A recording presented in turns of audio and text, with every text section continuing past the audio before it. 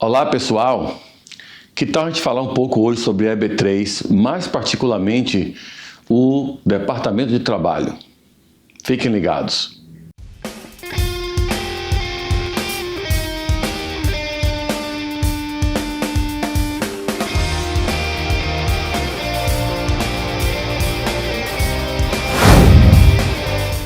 Então, gente, eu não sei se vocês acompanham os tempos de processamento da primeira fase do EB3 e também do EB2 quando tem o sponsor, que é o chamado Labor Certification, então certificação de trabalho. O que quer dizer isso? Quer dizer que o Departamento de Trabalho vai certificar que aquele empregador não conseguiu encontrar um trabalhador para aquela função, aquele cargo que eles têm disponível.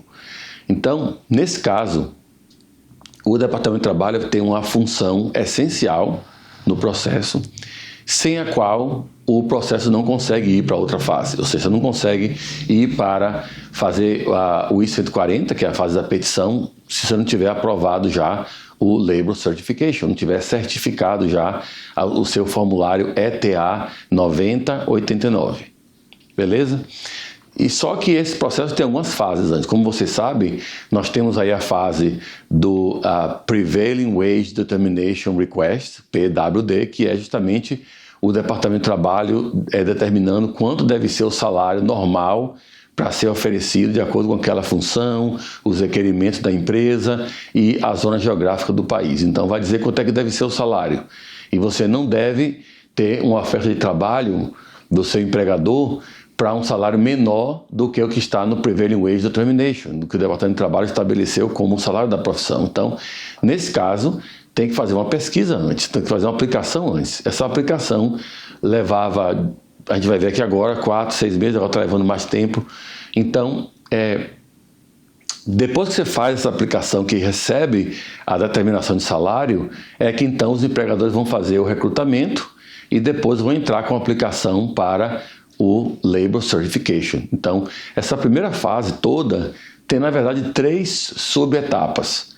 A primeira é determinação do salário, a segunda é o recrutamento e a terceira é a aplicação do PERM, do Labor Certification. Tá? Então, beleza. Então, estamos 3 subfases ou subetapas nessa primeira fase do processo.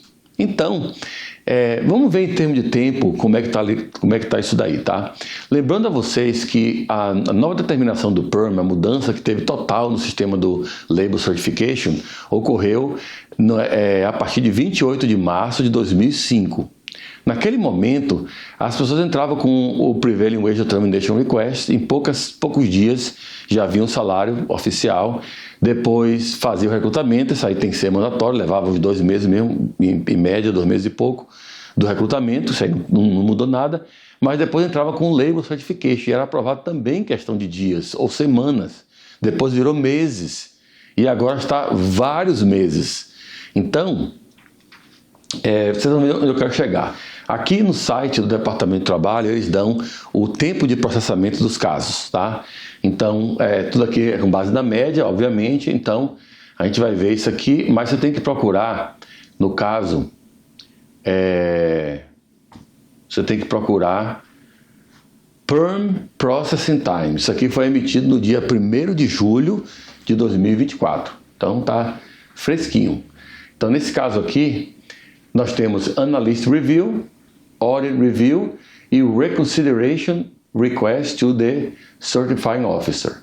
Então, nesse caso aqui, você tem o processo que é aprovado com análise inicial, né? Isso aqui era feito por computador, agora está sendo feito por pessoas, eu imagino, para levar esse tempo todo, né? O Audit Review é quando tem auditoria e a reconsideração é quando o caso não é certificado e o empregador, através do advogado, entra com um request para que o caso seja revisto, a decisão seja revista e depois dando a determinação.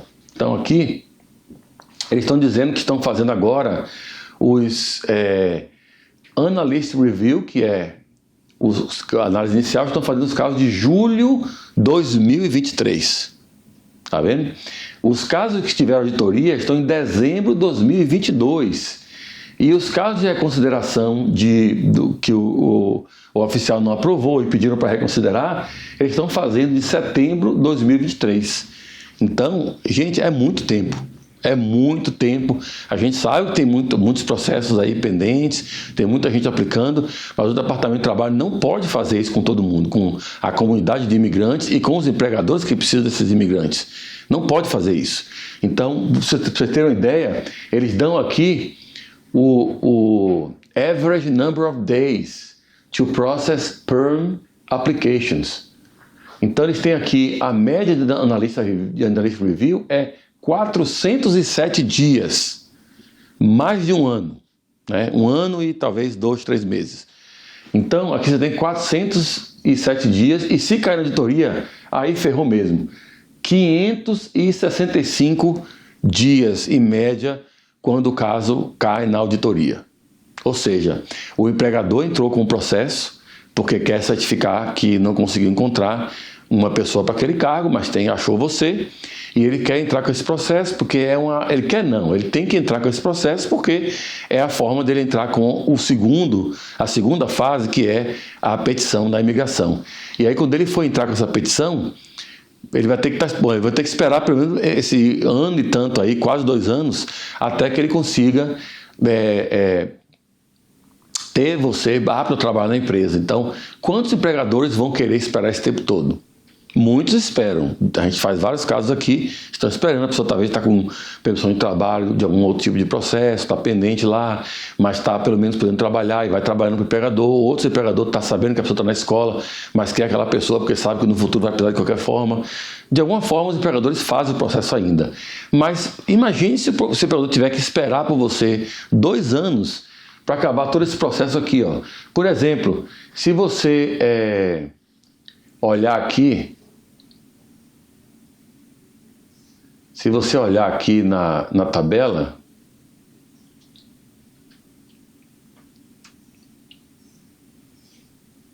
isso aqui, ó, é o número de dias para emitir o Prevailing Wage Determination Processing Time. Então aqui para o PERM, eles estão fazendo, se você for olhar aqui o número de dias que eles levam em média no PERM, eles estão aqui os meses, tem um de 2023, de fevereiro de 2023, tem um que está pendente ainda de junho de 2023, não sei porquê, mas eles têm aqui o número de casos pendentes lá que eles têm, tá vendo? Então você vê que tem muitos processos realmente que entraram em julho de 2024, agora esse mês passado, esse aqui entrou antes, 12 mil casos, então vai entrando. Então você vai vendo que realmente o tempo de processamento também é muito grande para processar isso, né? Eles estão falando aqui no caso, eles estão fazendo os casos de janeiro de 2024, tá? Que é para emitir o salário oficial. Então, isso aí realmente é muito tempo.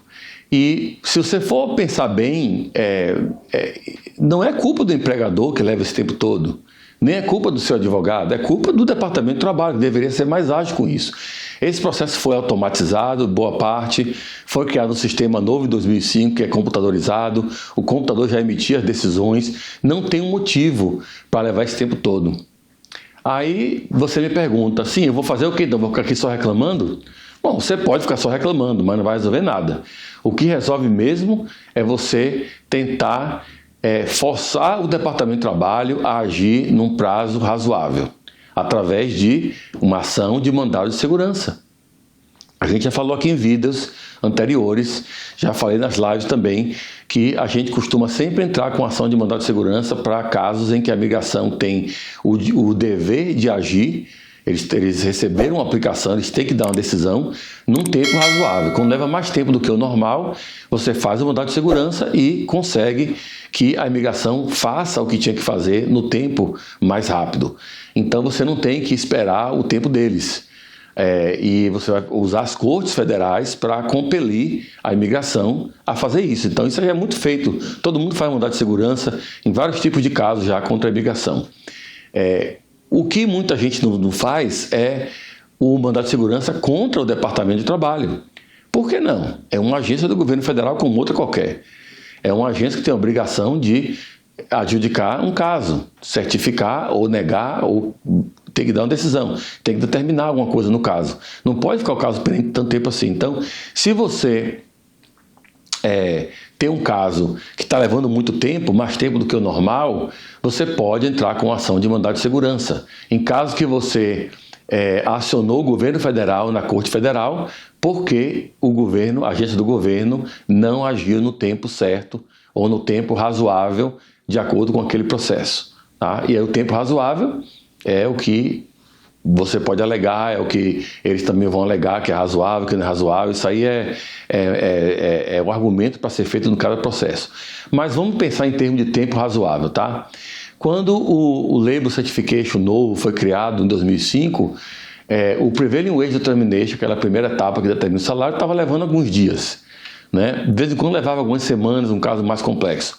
E o Labor Certification, o formulário ETA 9089, levava dias. Eu me lembro de um caso que eu fiz na sexta-feira, na segunda já foi aprovado, porque era feito pelo computador. Se o computador não selecionasse ali que tinha alguma coisa, algum red flag, vamos dizer assim, algum motivo para ter uma auditoria, já era automaticamente aprovado pelo sistema. Daí eles começaram, de uns anos para cá, não sei se estão fazendo tudo manualmente ou se está fazendo pelo computador, se o computador faz uma parte e os oficiais fazem outra, mas pelo que eu estou vendo agora, está demorando, pelo que eu estou vendo não, a gente está vendo que está demorando muito mais do que alguns dias, algumas semanas. Então, isso aí não é razoável, tá? Não é razoável você esperar uma coisa que no passado eles faziam bem mais rápido e agora estão bem mais lentos. Então, a ação de mandado de segurança funciona da seguinte forma. Então, vamos entender aqui agora o mandado de segurança. Então, o mandado de segurança é o seguinte. Você tem aqui o dia que você protocolou o PWD. Tá? O Prevailing Wage Determination Request. Então, aqui nesse dia que você entrou com isso aqui, se a gente, vamos dizer que o tempo razoável, a gente vai dizer que vamos dizer que são 2 meses, porque eu não deveria levar muito mais tempo do que isso. Então, vamos dizer 60, 70 dias mais ou menos, seria um tempo normal para o Departamento de Trabalho agir. Se eles não agirem nesse tempo, já cabe o argumento do mandado de segurança, tá? Que depois a gente vai chegar no quanto é importante saber se o tempo razoável é razoável ou não, tá? Mas vamos pensar em 2 meses. Então, você aí entrou com o PWD aqui nesse dia. Depois, passados 2 meses, nada aconteceu. Então você entra com mandado de segurança na Corte Federal e o Departamento de Trabalho vai ser notificado que você ajuizou uma ação federal. Tá? Então aqui você entrou com o lawsuit, o mandado de segurança. O mandamus action. Tá? Mandamus action. Então você entrou com o mandamus action, a mandado de segurança. Nesse dia aqui passaram-se 2 meses.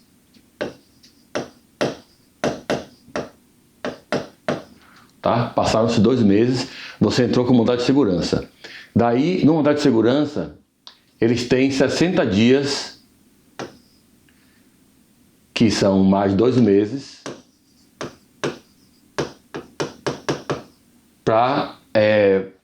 que é o deadline dele aqui, do Departamento de Trabalho, é o prazo do governo para responder o caso, contestar a ação. Tá? Então, aqui eles podem contestar, ou eles podem simplesmente fazer um acordo, não contestar a ação, ou entrar com algum tipo de petição para dar o caso como terminado, dismiss the case por alguma razão. Eles podem alegar qualquer coisa que eles quiserem, mas geralmente eles têm 2 meses para contestar, dizendo que qual é a contestação que ele pode dar? Que o prazo é razoável ou que eles já fizeram aquele ato, já foi feito. Então, no caso, provavelmente eles vão agir aqui nesses 2 meses antes de ter que apresentar a contestação, tá? A defesa, a resposta desse processo. Então, eles vão emitir o seu prevailing wage provavelmente aqui. Isso é o que a gente espera, né? Nada é garantido, você não pode garantir nada, isso vai acontecer assim, mas é o normal. Por quê? Porque é melhor eles fazerem isso do que ficarem contestando essas ações e levando isso adiante, entendeu? Durante vários meses e usando os advogados do governo, usando o tempo deles, que estão muito sobrecarregados com outros processos. Então, eles não querem manter esses advogados ocupados com coisas desse tipo. Então, provavelmente, eles vão agir nesse prazo aqui. Daí, você então tem a sua determinação. Então, você gastou aqui, por exemplo, vamos dizer 4 meses. Se você não fizer nada, levar tudo normal, isso aqui vai levar mais ou menos, aproximadamente 8 meses.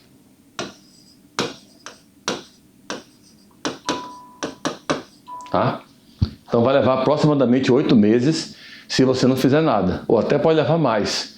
Tá? Isso para determinar o salário, que é o PWD.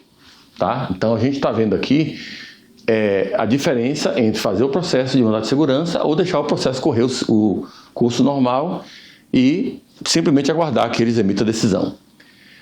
Depois desses 8 meses, ou nesse caso aqui dos 4 meses, ou até menos, não sei quanto tempo vai levar para eles emitir a decisão aqui, o determinar o salário, daí você pode então agora entrar, a empresa vai fazer o recrutamento e depois vai fazer o PERM. Na questão do PERM, a coisa é pior ainda, tá? Vamos ver aqui uma outra página para você entender o PERM.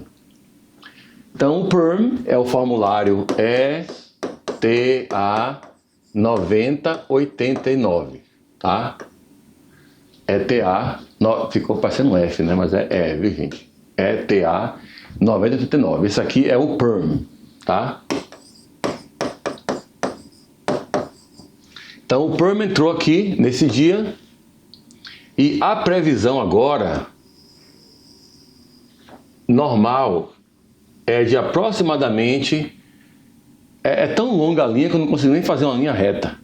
Não consigo manter a mão tanto tempo assim nessa linha reta. Mas aqui vai levar aproximadamente, hoje, vamos dizer, 14 meses.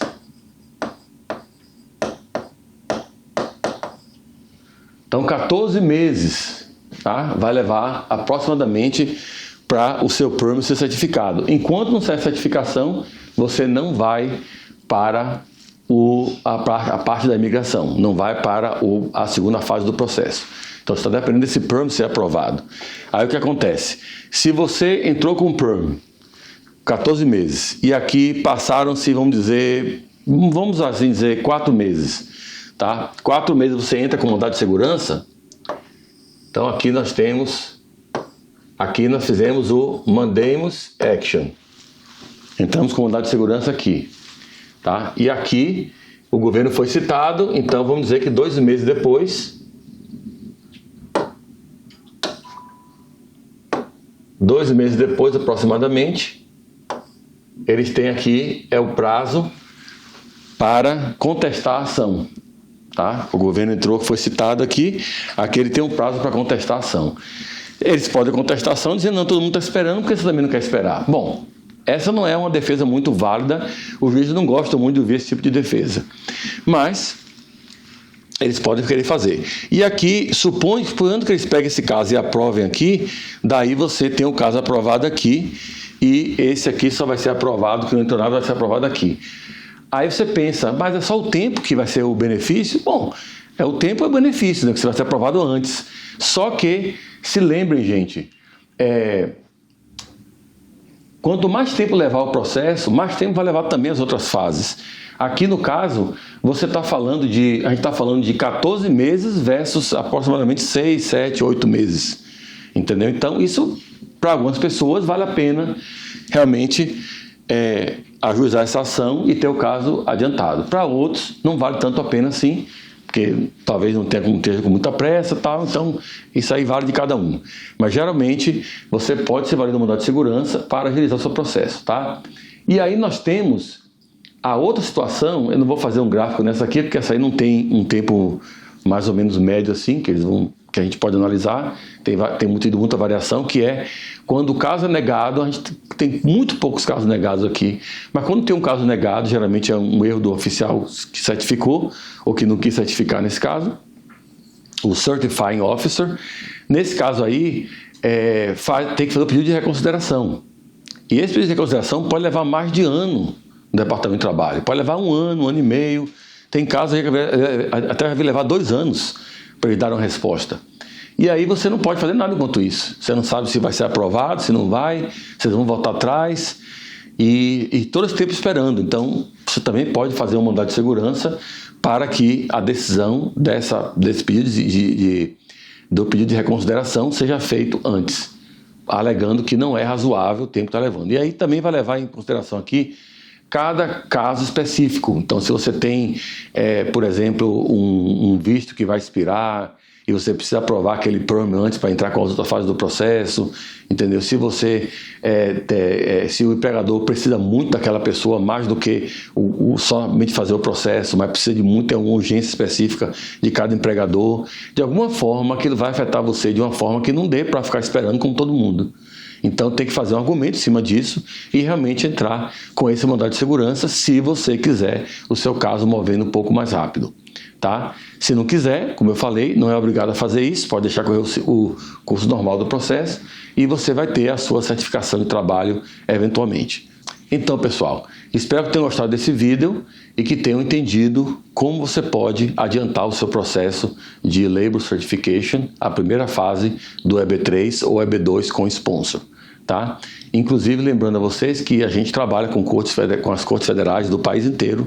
A gente procura colegas de outros estados, se a gente não tiver a licença daquele estado, porque corte federal, eu tenho que ter um registro em cada corte federal do país. Então, se eu não tiver em uma corte específica, eu posso pedir para comparecer como advogado de outra jurisdição, mas tem que ter um colega, então a gente faz isso. Tem vários colegas também que a gente trabalha junto com isso aí, em qualquer jurisdição do país, mas tem aquelas jurisdições que a gente acha que são melhores, né, por terem juízes mais favoráveis a esse tipo de causa.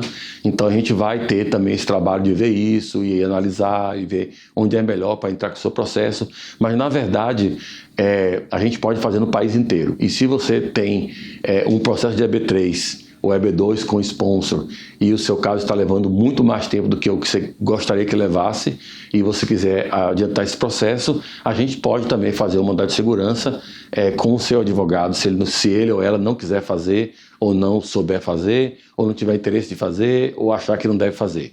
A gente pode fazer para o seu caso ser adiantado. Lembrando que esse caso tem que ser deve ser movido pelo empregador, que é o que está aplicando, né? Você é um intended beneficiary. Então você é o beneficiário que está na intenção de no caso que a intenção é para você, né? Você é o beneficiário do processo, mas o empregador é que tem que entrar com essa ação. Então, se for entrar com a ação de mandado de segurança, tem que ser em nome do empregador. Então, espero que esse vídeo tenha trazido para vocês uma luz nesse assunto e nos vemos na próxima. Tchau, pessoal.